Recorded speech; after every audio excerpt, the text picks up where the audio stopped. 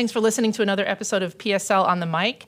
We are very, very happy to welcome back Mayor Martin to the studio. Hi, Maureen. Hi. It's been a while. It has been. We were just discussing. I think it's been since February. It's been pretty busy up there at the City Council office. Absolutely, but I'm happy to be back here. Well, we're excited to have you. Thanks.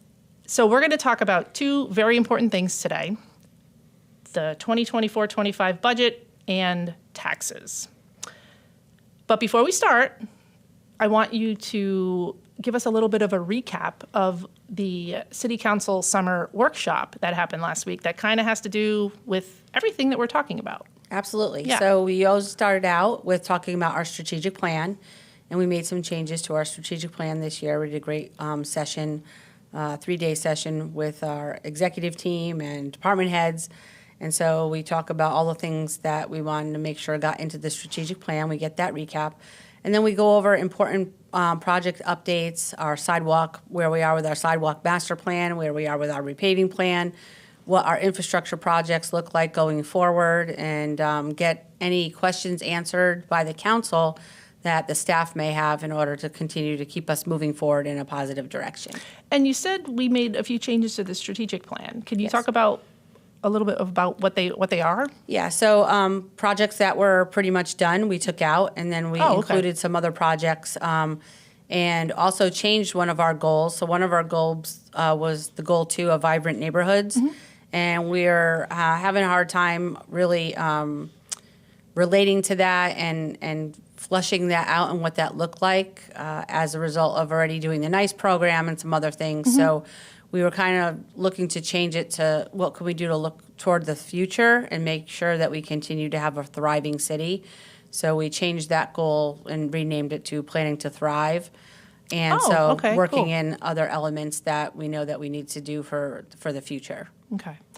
Now, it's I watched both days. Well, it was supposed to be 3 days, but you got everything done in 2. Yes, very efficient. It was really fun. I loved watching Tom Salvador again. I really need to get him in here. He was supposed to come in, and then he got sick. Yeah. But it was really interesting. I mean, even working at the city, I learned a ton that I had no idea about. So I think we might have those saved on the website. So I'll let you guys know in the show notes if you want to watch it. So the St. Lucie County Property Appraiser will be mailing out, or has already mailed out, trim notices, which is truth and millage, it basically explains what county and city residents can expect to see on their upcoming tax bill. So talk about if there are going to be any changes as far as what the city can control on the tax bill, and also maybe break down the tax bill. I know our 3rd podcast last year, it was all about taxes. Sure. But for people who didn't maybe hear that one or don't really know, if they're new residents, say. So let's break down the tax bill first, and then talk about some of the changes that might be they might be able to see when they open it up. Sure. So, and to go back a second and talking about the workshop, so the most important part of the workshop is to make sure we're getting the city manager's budget and what he's presenting to us going forward in the next fiscal year. And our fiscal year runs October 1 to September 30th every year. And that's where he presents his budget to us and makes recommendation on staffing, makes recommendations on our tax rate or millage rate reduction, if any. And so we go over all that in great detail and see those presentations. We look at our revenues, we look at our expenditures, we factor in our growth, and then we have discussions about his budget. And so this year, again, this will be the 9th year in a row that I'm happy to report that the City Council is able to reduce our general operating millage, a very small increment, but we are going to reduce it again this year, and also our crosstown millage. And so to tie into what you're talking about with the trim notices, so every year when the trim notices go out, which is a notice that goes out that is sanctioned by the state of Florida from the Department of Revenue, and it is called the Truth and Millage. And that is the statement that shows what your taxes, your estimate of taxes are going to look like going forward when the bills actually come out in November. And so on the truth and millage statement, it shows what you paid in your taxes last year. And it also shows what you will be paying or could be paying if, when the budget hearings go through, if the new millage rates that are on there actually get passed and voted and adopted. I'm going to jump in for 1 second. What's Yep. the millage rate? Some So people might not know what the that millage is. rate is your tax rate, and it is the amount your tax on your assessed value of your property. Okay. And so the city of Port St. Lucie, on your trim notice, if you take a look at it, there's about 16 or 17 line items. And on the ad valorem portion, which is the real estate taxes, on the top portion of your tax bill, the city controls 2 line items on the tax bill. It's City of Port St. Lucie and City of Port St. Lucie voted debt, which again is the crosstown. Yep. And for our new residents who don't know what that means, is that there was a referendum back in the late 80s for the crosstown extension. Was it that far back? Yes, I think it was 89. Oh, wow. Okay. And on that referendum, the citizens of Port St. Lucie voted to pay for crosstown. And so that also includes the extension over the bridge. And so that's what that represents. But all the other items on your tax bill are controlled by other taxing authorities. And that could be the county, it could be the county. school district. Yep. Okay. Fire district. Yep. Florida Inland Navigation District, mosquito control, all those different entities that have taxing authority. So what percentage do we actually control? So we control 22% of your overall tax bill. So 22 of 100. Yeah, so Okay. only 22% out of 100% goes to the city of Port St. Lucie. Everything else goes to those other taxing authorities. Okay. And then on the bottom portion of your tax bill is what your assessments are, and that's for your solid waste and for your stormwater assessment. And it's important to note that those assessments are pass-throughs. So those assessments get collected by the city, but the city then takes all of that funding and sends it to the FCC for your solid waste. Okay. And then the part that is our stormwater assessment, that goes specifically into our stormwater fund in order to pay for our stormwater improvements and maintenance. Okay. And what are some of those? What could that be? So your swale liners that are in front of your home and the swales to make sure that they're pitched properly, stormwater drains, Okay. any other stormwater ponds, or anything having to do with drainage whatsoever in the Okay. city. So public works kind of related Absolutely. tax. Okay. Yes. So what can residents expect? What could they see on their bill? So this year, year. We voted to reduce the operating millage, and it was 5.200, and we're reducing it down to 5.055. Okay. And that will be the total the millage rate reduction with the combination of our general operating and our crosstown. And why we're able to reduce the crosstown is because there is a bond, and we have to make sure we capture enough money to pay the debt. And the overage of that money that's collected, that's how we're able to reduce that millage rate. Okay. That was a little confusing. Right. To me. Yep. Okay. You only want to have in that fund the amount of money that you need to pay the debt back. And so if you have extra, we can reduce the millage rate there. Oh, okay. I get it. For that fund. Now, there's a tax tool. I want to talk about the tax tool where residents can plug in where they live, I think, and their address, and I think that's what it is. And then they can figure out how much of their money is going to different services. You want to talk about that a little bit? Yeah, so in an effort to be really transparent and to show our residents where their money is spent and how their money is spent in city government, we have an online tax tool where you take the ad valorem portion of your tax bill that goes to the city of Port St. Lucie. The top portion. The top portion. Yep. So you would add the 2 line items together, and then you would plug that number into the tax tool, and then you could see a breakdown department by department of how your money is expended. So for example, if you pay $800 to the city of Port St. Lucie, not to anyone else, again, Right. add those 2 line items together and it's $800.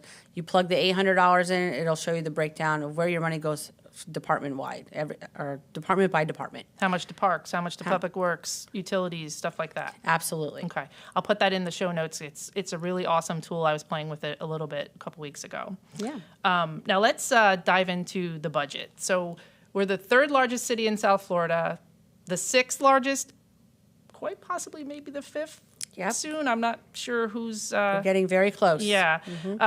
So we're going to have a big budget. We have close to 250,000 residents. So talk about the proposed budget for 24, 25. And also, we care a lot about the budget, obviously. Why should our residents care about the budget? So our budget is a little over $800 million. $206 million of that is our general fund revenue, which is what every citizen's taxes pay into the Right. general fund. And our general fund funds a majority of our departments. So what they can expect to see is that we are adding 60 new staff members this year. And I want to talk a minute about that. And it's important to note that we are growing. And as a result of the growth, which unfortunately doesn't ever pay for itself, Right. the more citizens you have, the more demands on services. So we have to make sure that we are managing that growth and make sure we have the people in order to serve the community. And so a big part of that is our police department. And so we'll see 20 new positions of that 60 going to our police department in order to keep the community safe. That's awesome. And then we have several other departments that need more staffing. And I want everyone to know that the staffing levels, when our budget's done, the city manager takes a hard look at all the budgets of the departments, looks at all those staffing needs, and really makes sure that they're justified in order to be approved or recommended to the city council for approval. So it's not just like that we're adding staff just to add staff. It's a painstaking process that the departments have to go through, and they have to be justified to make sure that they are absolutely needed as opposed to just wanted. Because a lot of people will say, well, you're just making government bigger, and that's not what we're trying to do. No, not at all. But we are growing, and we have to make sure we're serving our citizenry at the highest level we possibly can, at the best value that we possibly can. Yeah, I mean, when we're just going to keep growing, and currently, how many staffers do we have? Is it close to 1,500 now? We're about 1,400. Yeah, 1,400. Okay. Right. And so we have to make sure that we're addressing those needs. And we're not a corporation. We don't make profit. Nope. We provide services, and that's what we're going to continue to do the best way we know how. What about some of the planned capital improvement projects? So that are coming up? obviously, Floresta is ongoing. Yep. We have to do Floresta Phase 3. Our Public Works building, we have to build a new Public Works building, and we're in that process now. We have our police training facility that we're actually due groundbreaking for tomorrow. Yep. Obviously, Torino Regional Park is another capital improvement that we've promised and we're going to deliver on. And Tradition Regional Park, there are several other projects, from stormwater projects, utility projects, and of course, the ones that everyone is very interested in is road infrastructure. Yes. We have so many road infrastructure projects from now until literally planned out to the year 2050, believe it or not. And they're all in different types of phases and programming. And so all of these projects get put into our capital improvement plan. We have a 1 year, and then we also have a 5-year look also to be able to program. Because it's important to note that all of the funding comes from, for all of these things comes from different sources. It could be just city funding. It could be the sales tax funding. It could be state funding, federal funding. Grants. Yep. And so we leverage all of our resources to make sure that we are being able to provide all these projects and get them done, because we know as we're growing that they have to be done. Yep. Now, they presented the budget at the summer workshop. Yes. Now, remind everyone about when the budget is actually approved, when council actually approves it. Sure. So there's 2 public hearings, and they're in September. Okay. It will be the first second Monday of the month at our regular meeting, and then the fourth Monday of the month. So that will be the 2 readings to pass the budget, and then the budget goes into effect October 1st. For the next fiscal year. Yes. So even before that, we are also having 2 informational sessions in August. Talk about those. Yeah, so we want to make sure that, again, we're being transparent and we're helping communicate with our residents what the tax bill looks like and what portions go to the city of Port St. Lucie. It's a little confusing, to be honest, the way that it's formulated, so it's hard to understand. And so we want to make sure everyone understands it, especially for our new residents who are moving from other places. Their tax bills look different in other states and cities. And so we want to make sure that since they're here, they have a better understanding of what that looks like and knowing what's going to be paid to the city or what they're going to have to pay to the city. Yeah, and we'll have staff members there to answer any questions that anyone has. The first one is on August 27th. That's in person at the Botanical Gardens. And we'll be sharing information about this on social media, in our e-newsletters. And then August 29th, there's a virtual one. That's right. Which, if you can't attend the 1-2 days before, we can answer your questions virtually. Right. And like the mayor said, we do this to make sure that we are as transparent as possible. So, but mostly so you guys understand your tax bill. Like she said, people come from different areas of the country. Might be a different procedure in another city. Right. So this will be how Port St. Lucie handles it. Right. So, and I think we're going to have, are you going to be at one of those? I will be at the first one, Okay. yes. Okay. In person. So we won't bombard the mayor with our questions, but we'll have lots of staff members there too. So Mayor, thank you so much. I'm glad that we had you back in again for one of the probably most important things that's been on our residents' minds lately. And it was a good way to bring you back into the studio to talk about taxes and the budget. Absolutely. Happy to talk about it anytime. Awesome. Thank you so Thank much you. for your time. All right.